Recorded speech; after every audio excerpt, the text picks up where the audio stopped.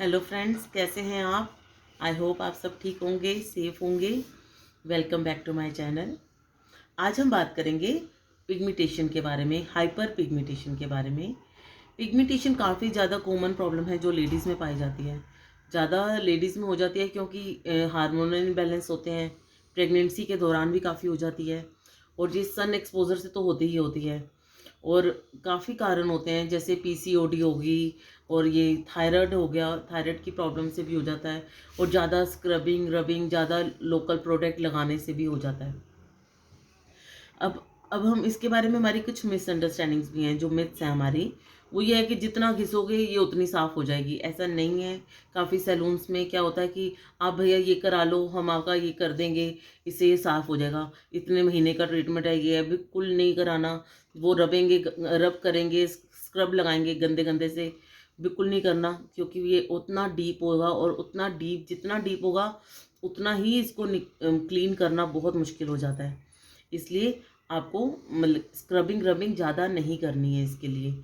दूसरा, इसका मिथ होती है कि हमें घर पे सनस्क्रीन लगाने की क्या ज़रूरत है। बाहर तो चलो हम लगाते ही हैं, लेकिन घर पे भी सनस्क्रीन लगाने की ज़रूरत होती है, क्योंकि आपके घर पे बड़े बड़े ग्लासेस लगे होते हैं, या आप कार में बैठे हो तो ग्लासेस होते हैं। तो हमारी यूवी ए रेज होती है, वो मतलब कि 70% भी पेनिट्रेट कर देती है शीशे को। इस वजह से भी आपको वहाँ से भी बर्न कर देती है ये।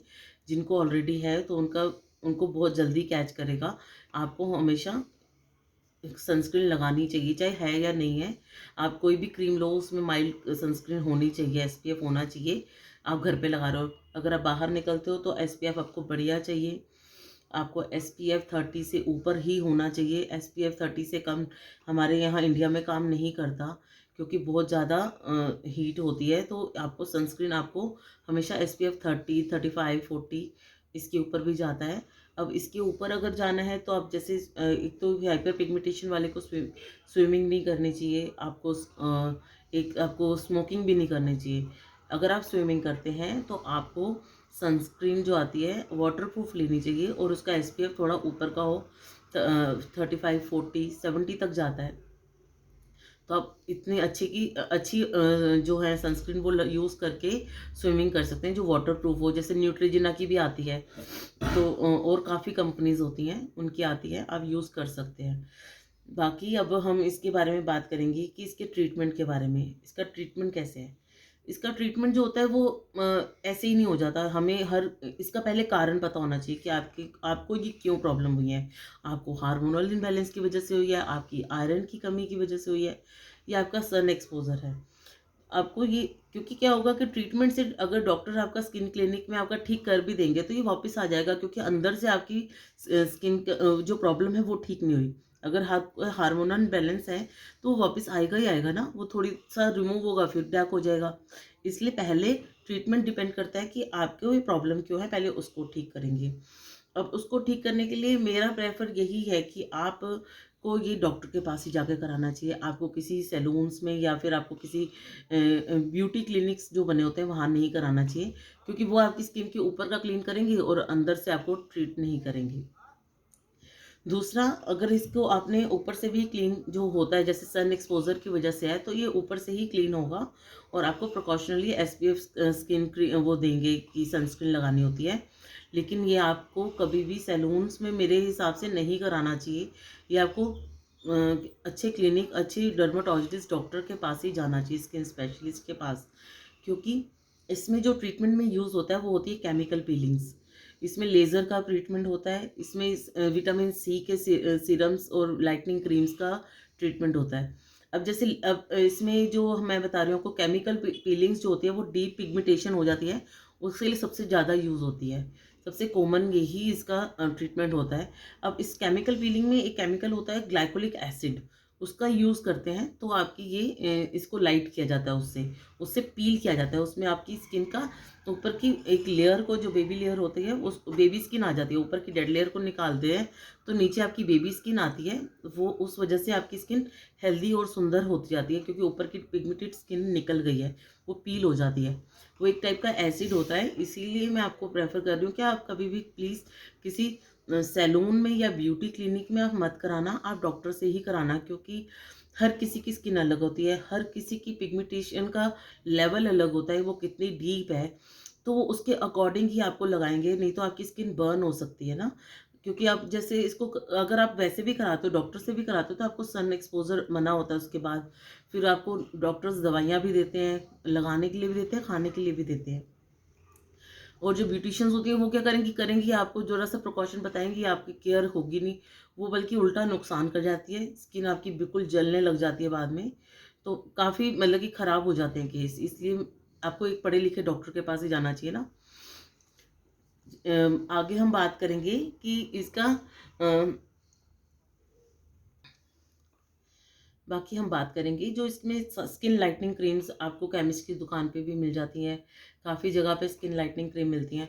जो ये नॉर्मल स्किन लाइटनिंग क्रीम्स होती हैं जो टीवी में एड्स आती हैं, ये सब बेकार होती हैं, इनका कोई काम नहीं होता इतना। आपको जो स्किन लाइटनिंग काम करती हैं वो डर्मेटोलॉजिस्ट बेस्ड होती हैं, वो काम करती हैं, इसलिए वो भी किसी डॉक्टर की रिकमेंड से ही लगाना चाहिए, क्योंकि वो ही जानता है कि आपकी पिगमेंटेशन कितनी ज़्यादा है और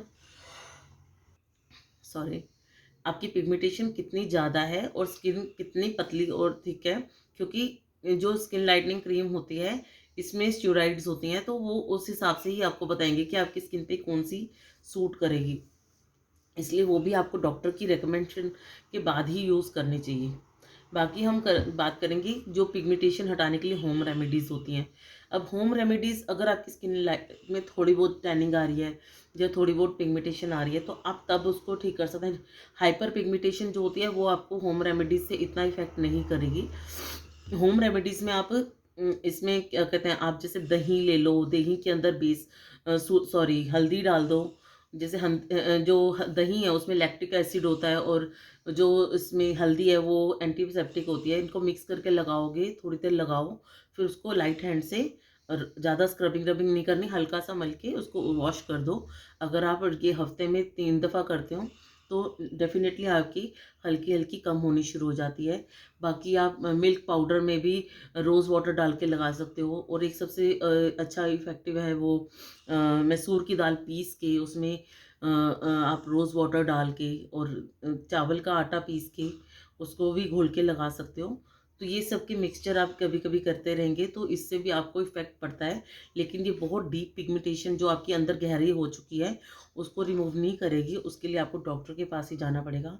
और साथ-साथ आप अगर आप अच्छे फेशियल्स कराते हो, तो आपका ये होगा ही नहीं। पहली बात है, अगर आप अच्छी क्वालिटी के फेशियल नेचुरोपैथी में करवाते रहेंगे, केमिकल बेस्ड ज़्यादा नहीं कराओ, जो या बिल्कुल सस्ते बेकार फेशियल मत कराओ, अच्छी क्वालिटी के कराओ, क्वालिटी से कॉम्प्रोमाइज़ मत करो। फिर देखना आपका ये होगा ही नहीं, पहले तो बात है। अगर थोड़ी-थोड़ी टैनिंग होती भी है, वो भी ठीक होने लग जाती है। और फेशियल मैं आपको इसलिए रेकमेंड कर रही हूँ क्योंकि हमारी स्किन को नरिशमेंट की बहुत ज़्यादा ज़रूरत होती है। अगर आपकी स्किन हाइड्रेट नहीं होगी तो आपकी स्किन जल्दी बर्न हो जाएगी। जैसे मैं आपको एग्जांपल देती हूँ, आप एक पेपर को लो और पेपर को जलाओ तो पेपर कैसे फट से जल जाएगा, है ना? अगर आप उसी पेपर को गीला करके जलाओगे तो वो नहीं जलेगा, उसको टाइम लगेगा। तो वैसी ही स्किन है कि अगर आपकी स्किन सूखी है, ड्राई है, तो एकदम सन एक्सपोज़र होगा तो जल्दी बर्न हो जाती है। अगर आपकी स्किन में नरिशमेंट है तो थोड़ा-सा होती तब भी है, लेकिन थोड़ा-सा टाइम लेता है। इसलिए आपकी सेफ्टी के लिए आपको हाइड्रेट रखनी स्किन को बहुत ज़रूरी है कि पानी पियो, साथ में आप आपका सीटीएम तो करते ही हो, जो मैंने बताया आपको लास्ट वीडियोज़ में एंटी एजिंग की या फिर दूसरी वीडियोज़ भी बताई हैं। अगर ये सब आप करते रहेंगे तो आपकी स्किन में पिगमेंटेशन बनेगी ही नहीं। बाकी मेरी जो पीछे एंटी एजिंग की वीडियोज़ हैं स्किन की, और बाकी मैंने वीडियोज़ दी हैं, अगर आपको वो देखनी है तो आप पीछे जाके देख सकते हो। वो आपको बहुत हेल्पफुल होंगी, जिस वजह से ये चीज़ें होंगी ही नहीं, आपको प्रॉब्लम ही नहीं आएगी। बाकी आपको मेरी वीडियो अच्छी लगी है तो पसंद आई है, और अपने फ्रेंड्स को शेयर करना जिनको ये प्रॉब्लम है, टैग करना, और प्लीज़ सब्सक्राइब कर लो चैनल को, और थंबनेल सॉरी बेल आइकन दबा दीजिए। आपको अगर पसंद आती है तो आप शेयर भी कीजिए। Thank you so much. Bye.